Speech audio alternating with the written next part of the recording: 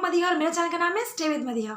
तो आज मैं हाजिर हूँ एक और नई वीडियो के साथ और आज की जो वीडियो है वो बहुत ही ज़्यादा हेल्पफुल होने वाली है आप लोगों के लिए, बहुत ही ज़्यादा इन्फॉर्मेटिव होने वाली है आप लोगों के लिए।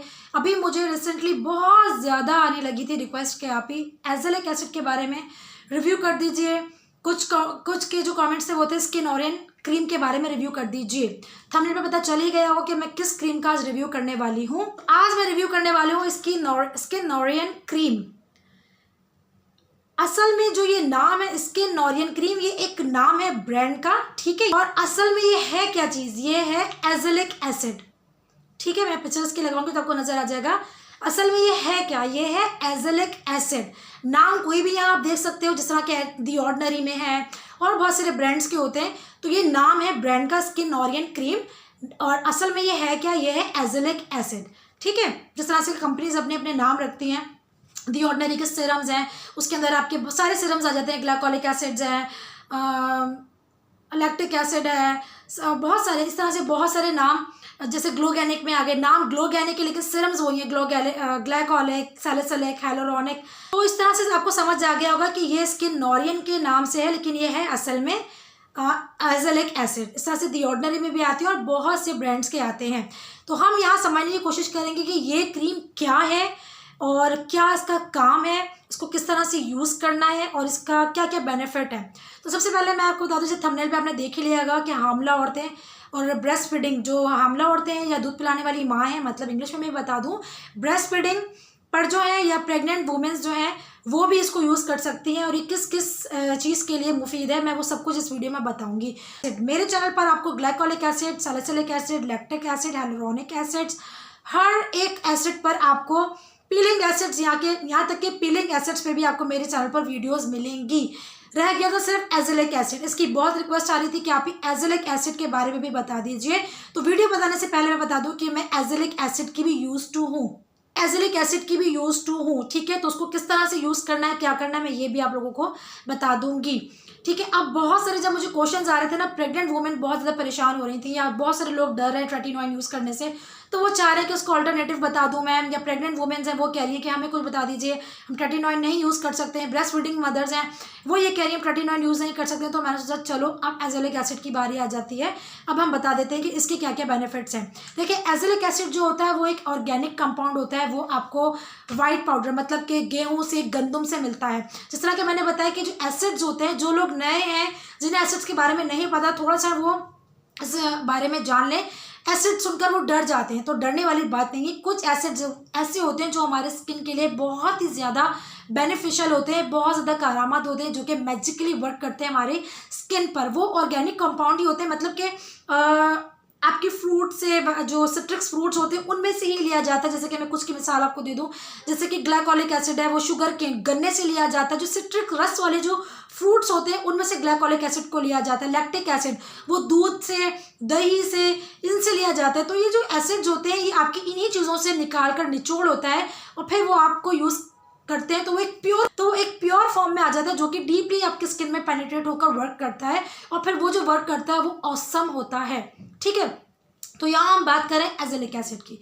एज़ेलिक एसिड का मैंने आपको बता दिया कि ये आपको वाइट पाउडर मतलब कि गेहूँ, गंदम से इसको लिया जाता है, गेहूँ और गंदम से। अब हम ये बात करेंगे कि एज़ेलिक एसिड हमारी स्किन पर किस तरह से वर्क करता है, क्या क्या वर्क करता है।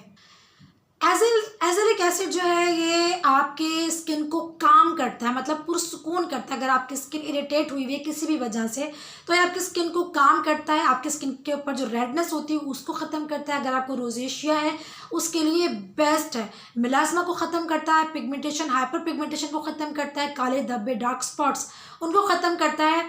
ये टायरोसिस नामी एक एंजाइम को रोकता है, जो कि काले धब्बे पिगमेंटेशन की वजह से बनता है। तो जिस वजह से आपको काले धब्बे मतलब दानों के बाद जो धब्बे, पिगमेंटेशन, हाइपर पिगमेंटेशन हो जाती है, उसके लिए बेस्ट होता है। मतलब कि अगर आपका, जैसे कुछ लोगों का आपने देखा यहाँ से बिल्कुल काला काला हो जाता है, आंखों के पास से काला हो जाता है, फॉरहेड काला हो जाता है, गर्दन काली होती है, तो एज़ेलिक एसिड उस पर एक मैजिकली वर्क करता है। प्रेग्नेंट वुमेंस की अगर हम बात करें तो प्रेगनेंसी में अक्सर देखने में आता है कि औरतों की जो है गर्दन काली हो जाती है, माउथ एरिया जो है ब्लैक हो जाता है, एक्नी निकलना स्टार्ट हो जाते हैं। ज़ाहिर है हार्मोनल डिस्टर्बेंस की वजह से भी एक्नी होते हैं वो, और ब्लैकनेस हो जाती है, बहुत जगह पैचेस आ जाते हैं, पिगमेंटेशन जिसे कहते हैं, वो सब कुछ हो जाता है। तो वो without second thought azelaic acid use कर सकती हैं। ब्रेस्ट फीडिंग जो है, जो माएँ अपने बच्चों को दूध पिलाती हैं, वो भी इसको विदाउट सेकंड थॉट यूज़ कर सकती हैं। मैं यूज़ करने का तरीका भी आपको बताऊंगी और सब कुछ बताऊंगी कि कौन कौन इसको यूज़ कर सकता है, किस किस चीज़ के साथ हम इसको यूज़ कर सकते हैं। ठीक, एज़ोलिक एसिड जो है ये एक्ने के बैक्टीरिया को ख़त्म करता है। आपको एक्ने किसी भी वजह से, आपको एक्ने हार्मोनल एक्ने के लिए तो बेस्ट है। उसके अलावा भी स्टेरॉइड यूज़ करने की वजह से एक्ने है, किसी भी वजह से आपको एक्ने हो रही है तो ये एक्ने के बैक्टीरिया को मारता है, ख़त्म करता है। आपकी किसी भी तरीके की एक्ने है, छोटी मोटी बड़ी पस वाली, जिस तरह किसी भी किस्म की एक्ने को ख़त्म करता है। उसके अलावा रोजेशिया में बेस्ट है। जिनको रोजेशिया है वो आराम से इसको यूज़ कर सकते हैं, बहुत ज़्यादा मुफीद है, बहुत ज़्यादा फ़ायदेमंद है ये। उसके अलावा ये आपके पोर्स को भी बहुत ही अच्छे से क्लीन करता है। एज़ोलिक एसिड क्या वाइटनिंग, ब्राइटनिंग, लाइटनिंग देता है? तो जी हाँ, एज़ोलिक एसिड आपके स्किन को लाइटनिंग, ब्राइटनिंग बेहद तरीके से देता है, भरपूर तरीके से देता है। आपकी स्किन को चमकदार बनाता है। आपकी कहते हैं स्किन पे ग्लो आ रहा है, चमक आ रही है, शाइनिंग हो रही है। स्किन के टोन को भी लाइटन करता है। आपके जो स्किन पे डार्क स्पॉट्स हैं, पिगमेंटेशन है, उनको ख़त्म करके सरफेस को बिल्कुल क्लीन बनाता है। तो जी हाँ, आपकी स्किन को लाइटन और ब्राइटन भी करता है। और मज़े की बात यह है कि आप इसको रेटिनॉइड्स के साथ भी यूज़ कर सकते हैं। मैं भी आगे बताऊँगी कि किन किन रेटिनॉइड्स के साथ आप इसको यूज़ कर सकते हैं। अब पहले इसी सवाल को कवर कर लेते हैं, क्योंकि बहुत सारे सवाल यही आने वाले हैं। इसके साथ यूज़ कर सकते हैं, उसके साथ यूज़ कर सकते हैं, इसके साथ यूज़ कर सकते हैं। तो जी हाँ, मैं बता दूं कि एज़ोलिक एसिड को आप नियासिनामाइड के साथ यूज़ कर सकते हैं, हाइलुरोनिक एसिड के साथ यूज़ कर सकते हैं, आप रेटिनॉइड के साथ यूज़ कर सकते हैं, मतलब कि एडाप्लिन के साथ भी यूज़ कर सकते हैं, रेटिनॉइड, रेटिनॉल, ट्रेटिनोइन। जी हाँ, आप इसको ट्रेटिनोइन के साथ भी यूज़ कर सकते हैं। लेकिन देखिए, साथ यूज़ करने का मकसद ये नहीं है कि आपने ट्रेटिनोइन के साथ ही इसको अप्लाई कर लिया, नहीं, आपने साथ अप्लाई नहीं करना है। आपने इस तरह से यूज़ करना है कि अगर आप रात में ट्रेटिनोइन लगा रहे हैं तो मॉर्निंग में आप एज़ोलिक एसिड यूज़ कर सकते हैं। ठीक, इसके साथ आप क्या लगाएंगे मैं आपको बताऊंगी, डेमो भी दूंगी कि मैं किस तरह से इसको यूज़ करती हूँ।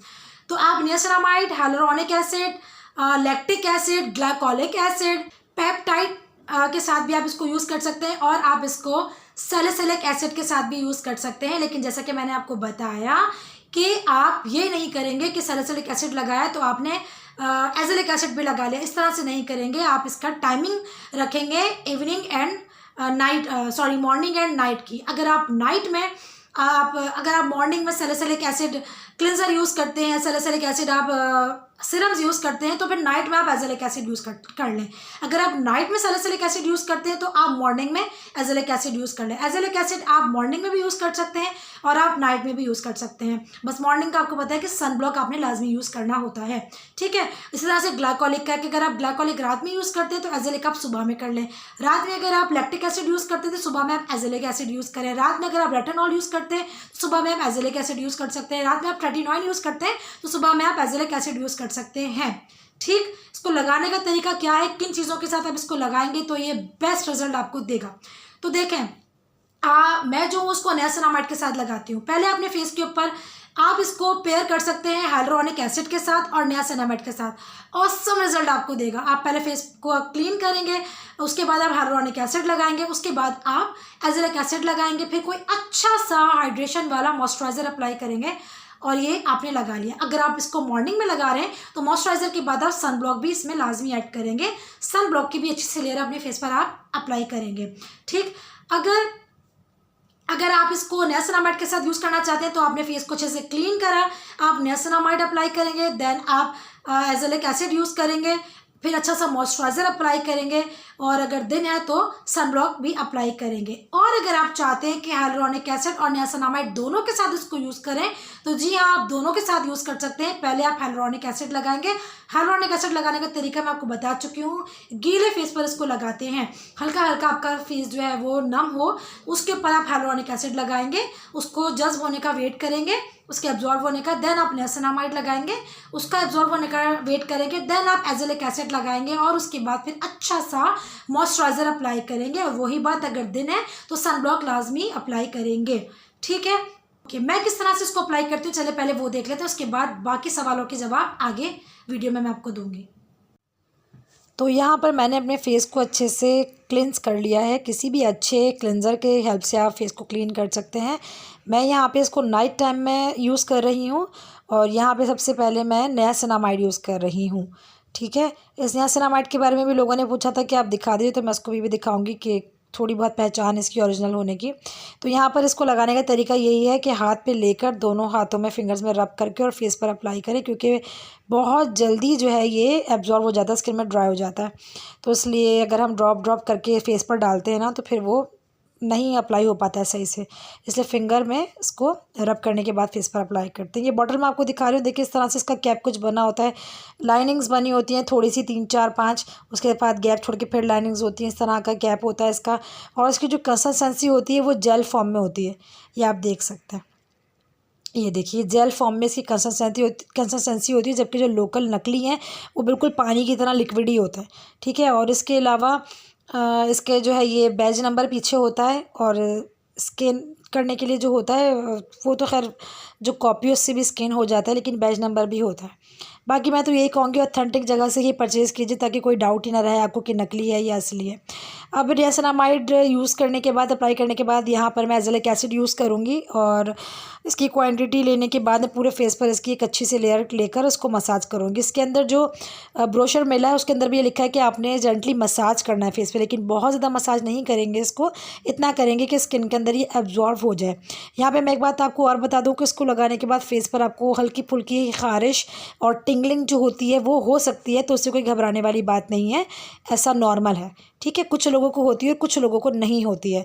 तो मुझे जो है स्टार्टिंग में हुई थी हल्की फुल्की सी टिंगलिंग या हल्की फुल्की सी ईचिंग कह लें, ये हुई थी, लेकिन उसके बाद फिर मैं यूज़ टू हो चुकी हूँ, तो मुझे ऐसा कुछ नहीं है। इसलिए मैं यहाँ पे बात बता रही हूँ, ताकि जो लोग फर्स्ट टाइम यूज़ करेंगे तो हो सकता है उनको इस तरह से कुछ प्रॉब्लम हो, तो डरने वाली प्रॉब्लम वाली बात नहीं है।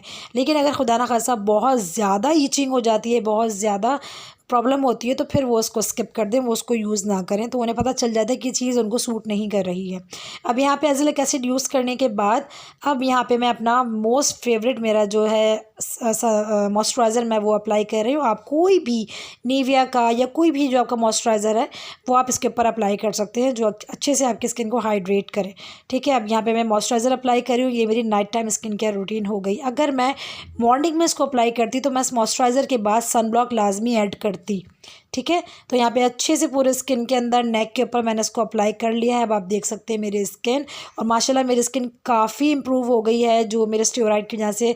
मैंने स्टेरॉइड यूज़ कर ली थी, जानबूझ के की थी आप लोगों को दिखाने के लिए कि देखें 2 दिन में स्टेरॉइड यूज़ करने के बाद क्या होता है। तो अब मेरी स्किन काफ़ी रिकवर हो गई है, और स्किन अपडेट पर भी मैं एक वीडियो जो है इंशाल्लाह आप लोगों के साथ शेयर करूँगी। तो आप ये देख सकते हैं, बस इसी तरह से इसको मैं अप्लाई करती हूँ। तो आपने देखा मैं इसको किस तरह से यूज़ करती हूँ। अगर आप इसको पेप्टाइड के साथ यूज़ करना चाहते हैं तो जी हाँ, आप पहले फेस को क्लीन करेंगे, पेप्टाइड लगाएंगे, देन आप एज़ेलिक एसिड लगाएंगे, फिर कोई ऐसा सा मॉइस्चराइज़र लगाएंगे, और दिन का टाइम है तो आप सन ब्लॉक लाजमी ऐड करेंगे। तो ये मैंने आपको लगाने के तरीके बता दिए, और ये भी बता दिए कि किन किन चीज़ों के साथ आप इसको यूज़ कर सकते हैं। विटामिन सी का क्वेश्चन आएगा तो जी हाँ, विटामिन सी के साथ भी आप उसको यूज़ कर सकते हैं, लेकिन वही बात कि मॉर्निंग एंड इवनिंग का आपने टाइम देना है, मॉर्निंग एंड नाइट का, कि अगर आप रात में आप विटामिन सी यूज़ करते हैं तो मॉर्निंग में आपने एज़ेलिक एसिड यूज़ करना है। साथ कौन सी चीज़ें आपके इसके लगा सकते हैं वो आपको मैंने बता दिया, नियासिनामाइड, हाइलुरोनिक एसिड और पेप्टाइड सीरम। ये आप इनके साथ मतलब टुगेदर कहते हैं ना, यूज़ टुगेदर, तो आप इनके साथ इसको यूज़ कर सकते हैं मिक्स करके, ठीक, लेयर पर लेयर जो लगाते हैं। 29 का भी जवाब मैंने इसीलिए दे दिया कि सबसे ज़्यादा 29 मेरे जो सब्सक्राइबर हैं खासतौर पर वो 29 यूज़र ही हैं, और माशाल्लाह कुछ लोगों ने तो मेरे साथ ही 29 यूज़ करना स्टार्ट की थी, कुछ लोगों ने मेरी वीडियोस बाद में देखकर स्टार्ट की थी, और माशाल्लाह सबके फीडबैक आते हैं, और खुशी होती है कि जब वो बताते हैं कि हमारी स्किन बहुत अच्छी हो गई है, बहुत इंप्रूवमेंट है, तो बहुत बहुत खुशी होती है और ज़्यादा खुशी होती है, ठीक। तो इसलिए मैं 29 का बता दिया। दोबारा से बता दूं कि 29 यूज़र भी इसको यूज़ कर सकते हैं, जैसे कि मैं आपके सामने हूँ, मैं 29 यूज़र हूँ, 4 साल हो गए मुझे 29 यूज़ करते हुए। तो मैं जो हूँ 29 रात में लगाती हूँ, 29 रात में लगाती हूँ, बाकी जो दिन मेरे होते हैं रात के, मैं उसमें एज़ेलिक एसिड लाजमी अप्लाई करती हूँ नियासिनामाइड के साथ। उसके अलावा जो मेरे ग्लाइकोलिक एसिड, विटामिन सी है, वो मैं सुबह की रूटीन में लगाती हूँ, मॉर्निंग में glycolic acid, then vitamin C, then अपना विटामिन सी, और उसके अलावा मेरा अच्छा सा मॉइस्चराइज़र और सन ब्लॉक, ये मैं मॉर्निंग में करती हूँ। तो रात की जो मेरी रूटीन है, एक दिन मेरा 29 होता है, बाकी के जो डेज़ होते हैं मेरे उसमें मैं एज़ेलिक एसिड यूज़ करती हूँ। तो एज़ेलिक एसिड और ट्रेटिनॉइन एजेलिक एसिड और ट्रेटिनॉइन दोनों ही एंटीऑक्सीडेंट हैं, दोनों ही एंटीबैक्टीरियल हैं, दोनों का काम करने का तरीका एक ही है। और जब दोनों अगर आप फेस पर अप्लाई करते हो तो जिनको हाइपर पिगमेंटेशन है, मिलाज्मा है, फ्रेकल्स है, उनको बहुत जल्दी रिजल्ट देखने में मिलेंगे, बहुत जल्दी। जो लोग परेशान हो गए, जो लोग कह रहे हैं आप ही बहुत टाइम हो गया ट्रेटिनॉइन यूज़ करते हुए और कम हो गए कि बिल्कुल ख़त्म नहीं हुए, तो एजेलिक एसिड भी इंक्लूड कर सकते हैं अपने स्किन केयर में। और ट्रेटिनॉइन की जो कॉन्सेंट्रेशन है वो भी बढ़ा सकते हैं, जैसे कि मैंने बताया था। जिनको हाइपर पिगमेंटेशन है उनकी बात कर रही हूँ, वो 0.01 अब यूज़ करेंगे ट्रेटिनॉइन की, और साथ में एजेलिक एसिड भी आप यूज़ करोगे, ठीक है। और प्रेग्नेंट वुमेन है जिनके माउथ बिल्कुल यहाँ से बिल्कुल ब्लैक हो गया, गर्दन काली हो गई है, तो वही without second thought azelaic acid use कर सकते हैं, ठीक है। अब सवाल जो आएगा वो ये आएगा कि आप ही क्या एजेलिक एसिड पर्जिंग करती है। तो देखिए बहुत कम देखने में आया है, जिस तरह कि मैं पहली वीडियोज़ में बता चुकी हूँ कि सबसे ज़्यादा पावरफुल इंग्रेडिएंट वो है ट्रेटिनॉइन। अगर आप ट्रेटिनॉइन यूज़र हो तो फिर आपको पर्जिंग नहीं होगी, बिल्कुल भी नहीं होगी। और अगर खुदा न खास्ता हो जाती है तो उसमें डरने वाली कोई भी बात नहीं है, कोई परेशानी वाली बात नहीं। बस आपने पेशेंस के साथ उसको यूज़ करते रहना है और छोड़ना नहीं है। कुछ लोग जो छोड़कर गलती करते हैं वो बहुत बड़ी गलती करते हैं, और फिर वो मैं आपको गारंटी के साथ कहती हूँ वो सिर्फ डॉक्टर के पास पैसा ही बहाते हैं। क्योंकि मैंने आपको बताया हर चीज़ से आप थक चुके हो, सब चीज़ें कंप्लीट करके। जो मेरा हाथ घूम रहा है इसीलिए घूम रहा है कि हर चीज़ यूज़ कर ली है, तो आखिरी ऑप्शन रह जाता है ट्रेटिनॉइन स्किन ए। उसके अलावा कोई ऑप्शन नहीं है, वो स्किन का बेहतरीन हल होता है, ठीक है। और एजेलिक एसिड भी जैसे कि मैंने बताया दोनों का काम मजमूई तौर पर एक ही है। तो जो लोग ट्रेटिनॉइन यूज़ नहीं कर सकते हैं वो एजेलिक एसिड यूज़ कर सकते हैं, लेकिन एजेलिक एसिड के साथ भी आपको पेशेंस रखने पड़ेंगे, क्योंकि ये इसका जो काम करने का तरीका ये भी थोड़ा सा स्लो है लेकिन ऑसम है।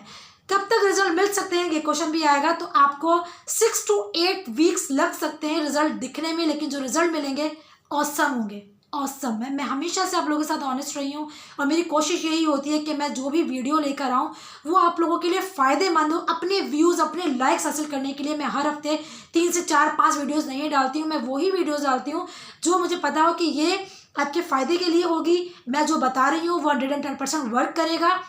तो इसीलिए मेरी वीडियोज़ जो हैं थोड़ी कम आती हैं, थोड़ी लेट आती हैं, क्योंकि मेरी कोशिश होती है कि मैं वही वीडियो बनाऊं जो इन्फॉर्मेटिव हो, हेल्पफुल हो, जिससे आपका पैसा वेस्ट ना हो। अगर कोई चीज़ बता रही हूँ आप परचेज करो तो वो आपके लिए वर्थ बाइंग हो, उससे आपको फ़ायदा ही फ़ायदा हो, ठीक। और यूज़ किस तरह से करना है, यूज़ करने का मैंने आपको तरीका बता दिया। अब बहुत सारे लोग बोलेंगे कि इसकी कॉन्सेंट्रेशन क्या हम रखें, परसेंटेज जिसे हम कहते हैं आम ज़बान में, तो वो जो है इसके अंदर 10% भी आता है, जैसे कि दी ऑर्डिनरी का आपने देखा 10% है, ठीक है। 10% भी आता है इसमें, 15% भी आता है इसमें, 20% भी आता है। तो मैं आपको रिकमेंड करूँगी कि आप 20% से स्टार्ट करिए, क्योंकि स्टडीज़ के मुताबिक 20% जो है मोस्ट इफेक्टिव है बाकी परसेंटेज की निस्बत। तो 20% से आप स्टार्ट कर सकते हैं। मैं बहुत ज़िम्मेदारी के साथ ये बात कर रही हूँ और मैं बहुत ज़िम्मेदारी के साथ वीडियोज़ बनाती हूँ, ठीक है। आपको जवाब ना भी दूँ तो मुझे ऊपर जाके जवाब ज़रूर देना है अल्लाह को, ठीक है। अगर खुदा ना खासे किसी का चेहरा मेरी वजह से ख़राब होता है तो उसका जवाब मुझे ही देना पड़ेगा अल्लाह को, ठीक है। तो ट्रेटिनॉइन का बहुत सारे लोग क्वेश्चन कर रहे थे कि आप ये किस तरह से यूज़ करें, 0.025 मिलना मुश्किल हो रही है, 0.025। तो आप ट्रेटिनॉइन 0.05 से स्टार्ट कर सकते हैं, कोई परेशानी नहीं है। लेकिन स्टार्ट किस तरह से करनी है, जिस तरह से मैंने बताया आधा घंटा 1 घंटा, इस तरह से। जिसने नहीं देखी वो वीडियो जाकर आप देख सकते हैं, तो उसको यूज टू कराने का भी तरीका होता है।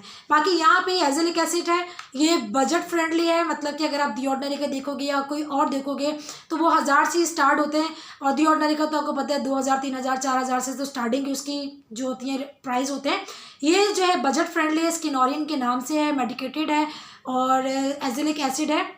प्राइस इसके हैं 349 रुपीज़, 1 रुपया ही कम है, 350 रुपये में। अच्छा जी, license of Bayer AG Germany, ठीक है। लाइसेंस जर्मनी, ये सारा इसके ऊपर लिखा है, मैन्युफैक्चर पाकिस्तान है, लेकिन लाइसेंस इनके पास जो है license of Bayer AG Germany, ठीक है। तो ये सारा मैंने आपको दिखा दी इसकी पैकेजिंग। मैं पैकेजिंग की वीडियो भी यहाँ पे लगा दूंगी ताकि आपको अच्छे से समझ में आ जाए। तो ये एजेलिक एसिड आप यूज़ कर सकते हो, ये बजट फ्रेंडली है। मैं आपको अंदर से भी दिखा दूँ, बस इसका एक ये है कि जब आप इसको मंगाओगे इसमें आधे से ज़्यादा जो है ना हवा भरी होती है। तो ये देखिए, ये काफ़ी सारी जो है ना इसमें हवा भरी होती है। लेकिन अच्छा, अप्लाई करने का मैं तरीका आपको बता दूँ, इसको अप्लाई किस तरह से करना है। तो देखें, पहले जैसे कि आपने जो भी लगाना है अपना फेस पर, मैं नियासिनामाइड लगाती हूँ। नियासिनामाइड लगाने के बाद मैं इसकी आपने एक थिन लेयर अपने स्किन पर लगानी है, हल्की सी लेयर एब्जॉर्व करना, यानी कि बिल्कुल हल्का हल्का लगा के छोड़ दिया, मतलब आपने इसको लेकर हल्के से स्किन के ऊपर एब्जॉर्व करना है और उसको छोड़ देना है ओवरनाइट के लिए। तो आप इसको मॉर्निंग में भी यूज़ कर सकते हैं, आप इसको नाइट में भी यूज़ कर सकते हैं। लेकिन अगर आप फर्स्ट टाइम कोई एसिड यूज़ कर रहे हैं अपने स्किन केयर में, तो आप इसको सिर्फ नाइट में यूज़ करेंगे। एक हफ्ता पूरी रात आप छोड़ेंगे, उसके बाद जब आप देखेंगे आपको अच्छे से यूज़ टू हो गए आप इससे, तो फिर आप अगले हफ्ते से मॉर्निंग में और नाइट में दोनों टाइम इसको यूज़ कर सकते हो। सारे क्वेश्चन के मैंने आंसर इंशाल्लाह कवर कर लिए हैं इसमें। एक सवाल लगा कि आप इसको लॉन्ग टर्म यूज़ कर सकते हैं, तो जी हाँ, ये भी जैसे कि मैंने बताया ये कि एक ऑर्गेनिक कंपाउंड है, ये भी आपको गंदम गेहूं से ही मिलता है, तो ये कोई इसके नुकसानात नहीं है। जिस तरह से हम ट्रेटिनॉइन तो इतनी हार्ड, इतनी पावरफुल है, वो हम जब लाइफ टाइम यूज़ कर सकते हैं, तो एजेलिक एसिड तो उससे काफ़ी तो एजेलिक एसिड तो उससे कम पावरफुल है, तो एजेलिक एसिड भी हम long term life time use कर सकते हैं, कोई प्रॉब्लम नहीं है, कोई इशू नहीं है। जिस तरह से मैंने बताया कि ये जो एसिड्स हैं ये हमारी स्किन के लिए बहुत ज़्यादा बेनिफिशियल होते हैं। तो उम्मीद है ये वीडियो आपको पसंद आई होगी। अगर पसंद आई तो पता है क्या करना है, इस वीडियो को लाइक करना, कमेंट करके बताना कि वीडियो आपको कैसी लगी, और मेरे चैनल को अगर अब तक सब्सक्राइब नहीं किया तो मेरे चैनल को भी सब्सक्राइब करना, साथ में बेल आइकन है टिंग टिंग टिंग उसको प्रेस करना है। फिर मिलती हूँ नेक्स्ट वीडियो में, तब तक के लिए अल्लाह हाफिज़।